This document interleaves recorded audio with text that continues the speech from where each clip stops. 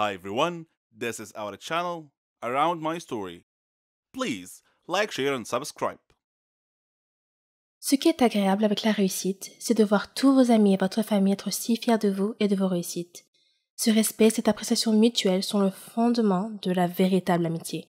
Mon histoire parle de succès et d'amitié et aussi quand deux amis deviennent incompatibles et ne vont plus de pair. Je m'appelle Chérie et j'ai 21 ans. J'avais une amie qui s'appelait Margot. Elle n'était pas seulement mon amie, elle était ma meilleure amie, ma sœur. Elle était tout pour moi. Nous étions semblables à bien des égards, même dans nos passe-temps et nos rêves. Après la mort de mon père, maman et moi avons déménagé dans le quartier de Margot, car sa mère était la meilleure amie de ma mère. Je n'avais que 3 ans à l'époque, alors Margot et moi avons pratiquement grandi ensemble. À l'école, nous partagions les mêmes classes, étudions ensemble et faisions même équipe dans les labos. Elle et moi rêvions toutes deux de devenir pharmaciennes. J'ai eu du mal au lycée, mais je m'en suis sortie grâce au soutien et aux encouragements de Margot. Je n'avais pas autant de liberté et d'indépendance qu'elle, car ma mère me surprotégeait. C'est à ce moment-là que mon histoire a vraiment commencé. Lorsque j'ai décidé de m'inscrire à la faculté de pharmacie, Margot m'a demandé pourquoi j'avais choisi cette spécialité. Je lui ai répondu que mon père était mort d'une maladie maligne, incurable, et que mon rêve était de trouver un remède à cette maladie pour sauver des vies. J'ai étudié dur et je me suis inscrite avec succès à la faculté de pharmacie.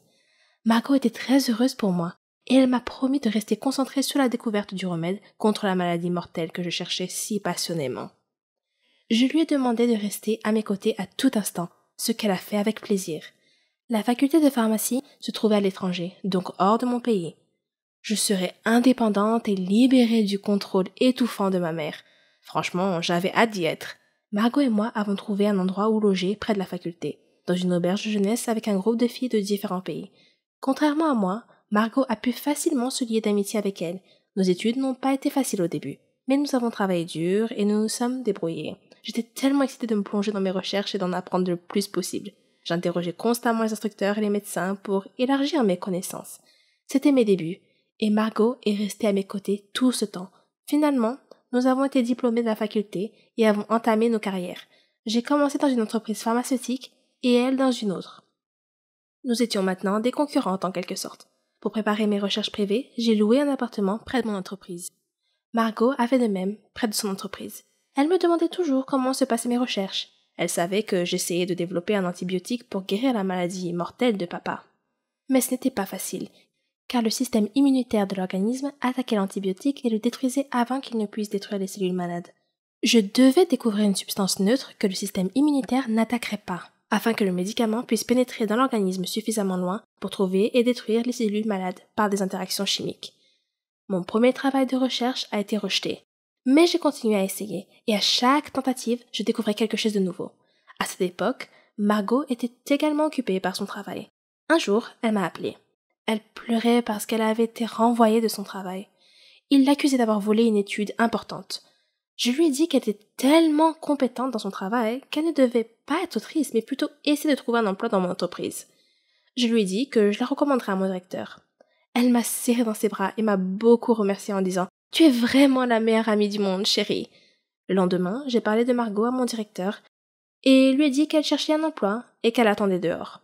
Il lui a fait passer un entretien et lui a donné un emploi. J'étais tellement heureuse qu'elle et moi travaillions dans la même entreprise. Margot a continué à me poser des questions sur mes recherches et je lui ai donné des nouvelles de temps en temps. J'hésitais à lui en dire trop, mais après tout, c'était ma meilleure amie. Alors, je l'ai invitée chez moi pour lui parler de mes recherches. Margot n'était pas aussi heureuse que je le pensais d'entendre parler de mes progrès, mais je me suis dit que c'était à cause de son récent licenciement. Mes recherches personnelles prenaient tout mon temps. Elles étaient même plus importantes que mon travail. Un jour, lorsque je me suis présentée au travail, mon responsable m'a dit qu'il n'avait plus besoin de moi et que j'étais licenciée, virée. J'étais choquée et j'ai demandé pourquoi. Il m'a répondu que je passais trop de temps à la maison à faire mes recherches personnelles et trop peu de temps au travail.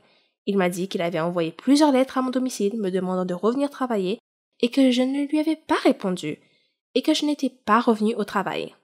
Il m'a dit que ma colocataire, Margot, avait reçu les lettres en mon nom et avait promis de les remettre. J'étais choquée. Je lui ai dit qu'elle ne m'avait jamais rien dit. De retour à la maison, j'ai confronté Margot et lui ai demandé pourquoi elle ne m'avait pas remis les lettres de mon patron comme elle l'avait promis. Elle s'est excusée et a dit qu'elle avait reçu les lettres, mais qu'elle était si occupée qu'elle les avait mises de côté et oubliées. Je lui ai pardonné, mais j'ai eu l'impression qu'elle n'était pas tout à fait honnête avec moi. J'ai mis l'affaire de côté et lui ai dit que le fait d'être licenciée me permettrait simplement de libérer du temps et d'en consacrer davantage à mes recherches personnelles. Quelques jours plus tard, Margot m'a appelé pour me demander de venir faire la fête avec elle, et je lui ai demandé de quoi il s'agissait. Elle m'a dit qu'elle avait obtenu une promotion et pris ma place au travail, mon ancien emploi. J'étais heureuse pour elle, mais en même temps, je sentais que quelque chose clochait dans cette histoire. Et ce sentiment semblait s'amplifier. Le temps s'est écoulé et mes expériences ont finalement été couronnées de succès. J'avais réussi à trouver le médicament qui pouvait détruire les cellules malades. J'étais aux anges. Papa aurait été si fier de moi. J'ai appelé Margot et lui ai parlé de ma découverte. Elle m'a dit « Oh, chérie, tu as réussi! Tu as découvert le remède! » Je lui ai dit que j'avais l'intention de présenter bientôt mes recherches à une autre société pharmaceutique, une société qui était meilleure que la précédente qui m'avait licenciée. Elle avait l'air heureuse pour moi, mais avait un regard étrange. Je me sentais fatiguée et j'ai souhaité bonne nuit. Elle m'a dit qu'elle allait rester debout un moment, alors je me suis endormie. Quand je me suis réveillée le lendemain matin, j'ai trouvé mon espace de recherche en désordre et mes données de recherche avaient disparu. J'ai réveillé Margot et lui ai dit que quelqu'un avait volé mes recherches la nuit dernière. Elle a dit « Ce n'est pas possible. Qui d'autre que toi et moi était au courant de tes recherches ?» J'ai dit « C'était peut-être mon ancien directeur. Peut-être qu'il avait deviné que j'avais fait une avancée. » Je ne sais pas. J'ai appelé la police pour signaler l'effraction et le vol de mes données de recherche, mais ils n'ont trouvé aucune preuve de l'identité du coupable. Je suis retournée dans mon pays d'origine, déçue et abattue. J'ai trouvé un autre emploi, dans une entreprise proche de chez moi. De nombreux mois s'étaient écoulés. Je n'étais plus en contact avec Margot. Nous avions perdu le contact quelque part en cours de route. Et puis un jour, maman regardait la télévision. Quand elle a soudain vu une émission qui allait parler d'un nouveau médicament qui traiterait et guérirait la maladie maligne de papa. Ils allaient interviewer l'inventeur de ce remède miracle. Je me suis assise, captivée. Je devais la regarder. Quand le journaliste présenta l'invité, c'était Margot. Je ne pouvais pas en croire mes yeux. C'était elle. Elle avait volé mes recherches. Ma soi-disant meilleure amie m'a trahi. Et je l'avais traitée comme une sœur. Ça m'a profondément blessée. J'ai intenté une action en justice contre elle et j'ai récupéré mes recherches et le mérite de la découverte du remède. Donc ça, c'est bon. Mais la seule chose qui n'a jamais pu être réparée et pour laquelle il n'y avait pas de remède, c'était l'ancienne relation entre nous. Elle m'avait poignardé dans le dos et détruit ma foi en l'humanité. Et je pense que je ne trouverai jamais de remède à cela. Presque toutes les filles rêvent d'être une princesse de Disney, d'être comme Cendrillon qui a épousé le prince, ou Blanche-Neige, la plus belle de toutes. Mon histoire est un peu de ce genre, mais les contes de fées ont généralement une fin heureuse, n'est-ce pas? Mais la mienne... Eh bien, je vous laisse en juger par vous-même. Je m'appelle Rona, et j'ai 17 ans. Je vis avec mes parents et ma sœur Célina.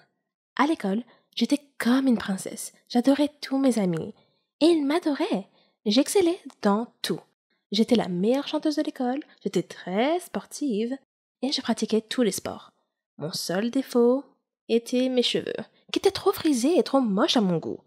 Je pense que le coiffeur les a appelés bouclés, juste pour réconforter les gens comme moi. Mais frisé n'est pas bouclé. Pas dans mon agenda. J'admets que les cheveux frisés peuvent être attrayants sur certaines personnes, mais le look le plus ravissant pour moi, ce sont les cheveux longs et lisses. De beaux cheveux raides peuvent rendre n'importe quelle fille belle, même si elle n'a pas de beaux traits. Oh, comme j'enviais certaines filles de mon école avec leurs cheveux longs et soyeux. Bien sûr, ma princesse Disney préférée était Réponse. Je rêvais toujours d'être elle. À mon avis, c'était la plus belle princesse de l'univers Disney. Les souffrances qu'elle a endurées et le fait d'avoir finalement obtenu ce qu'elle méritait, sans parler de sa chevelure dorée et soyeuse, bien sûr. La façon dont elle brillait au soleil. Qu'est-ce que je ne donnerais pas pour avoir des cheveux comme ça? J'ai tout essayé pour améliorer mes cheveux.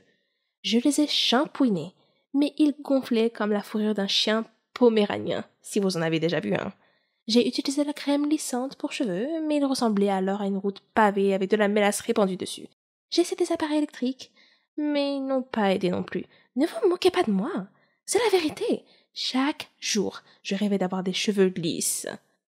Puis, un jour, J'ai vu une publicité alors que je discutais avec mes amis. Elle mentionnait un centre de recherche en sciences de la beauté et indiquait que des scientifiques avaient mis au point un nouveau produit, capable de transformer en quelques minutes n'importe quel cheveu, qu'il soit bouclé ou frisé, en cheveux lisses et soyeux. Le centre avait besoin de volontaires pour tester le produit devant un public. Je me suis dit, waouh, mon rêve pourrait bien se réaliser et je pourrais aussi devenir célèbre. J'ai immédiatement envoyé ma candidature. J'ai été sélectionnée parmi 3 autres filles. J'étais un peu inquiète parce que l'expérience m'avait appris que les choses ne se passent jamais comme on l'avait prévu. Mais je me suis consolée. C'était un produit simple. Qu'est-ce qui pourrait mal se passer? J'ai fait des recherches sur le scientifique qui allait mener l'expérience. C'était un scientifique célèbre dans son domaine. Son nom était Wilfred Johnson. Je suis arrivée au studio, le test en direct serait effectué. Ils étaient prêts et m'attendaient. M. Johnson ressemblait à un scientifique d'un dessin animé. Cheveux ébouriffés, blouse blanche trop grande, lunettes d'Harry Potter. Vous voyez le tableau. Il m'a expliqué comment le produit fonctionnait et m'a assuré que tout irait bien. Oui, c'est ça. Comme si je n'avais jamais entendu ça avant. Néanmoins, son discours d'encouragement m'a enthousiasmé. Puis sont sortis les documents juridiques, les clauses de non-responsabilité qui disaient qu'ils n'étaient pas responsables des effets secondaires qui pourraient m'arriver en utilisant leurs produits de beauté. Alors, je les ai signés. Voyant que j'avais l'air dubitative et inquiète, il a tenté de me réassurer en me disant que c'était la routine et que c'était typique de tous les essais cliniques. Cela ne m'a pas rassurée, mais j'ai quand même décidé d'aller jusqu'au bout. J'avais invité mes amis à venir assister à l'expérience. Elle était organisée comme une grande conférence. En plus de M. Johnson, il y avait des journalistes, des photographes et 2 autres médecins dans la salle. M. Johnson a commencé à expliquer le produit pour le bien du public. Je me tenais à l'écart de la scène en attendant d'être appelé. Enfin, ils étaient prêts pour nous et nous ont appelés sur la scène, où nous avons pris place dans leur fauteuil de coiffure.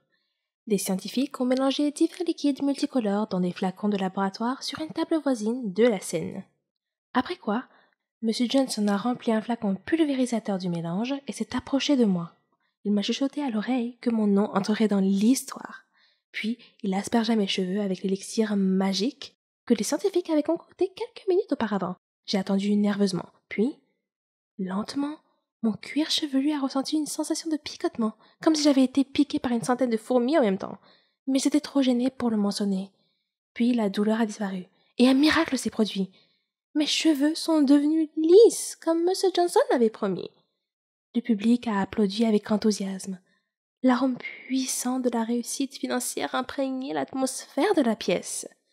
J'ai touché mes cheveux et je n'arrivais pas à croire à quel point ils étaient merveilleux. J'ai continué à les caresser, si doux, si soyeux, si droits et lisses. Je me suis réjouie.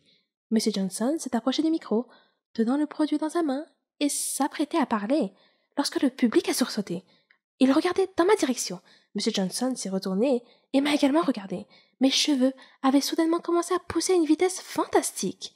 Ils sont devenus de plus en plus longs, jusqu'à ce que je ressemble exactement à Réponse. J'ai crié sous le choc. M. Johnson s'est précipité et a appelé à l'aide. Mon visage a pâli et je me suis évanouie. Quand je suis revenue à moi, j'étais allongée sur la scène dans un lit de mes propres cheveux, rassemblés sous moi. J'ai touché mes cheveux et oui, ils étaient encore lisses et soyeux. Mais mon souhait semblait s'être littéralement réalisé. J'étais en effet une réponse des temps modernes. C'est pourquoi j'ai voulu partager mon histoire avec vous aujourd'hui. Faites attention à ce que vous souhaitez. Vous pourriez l'obtenir.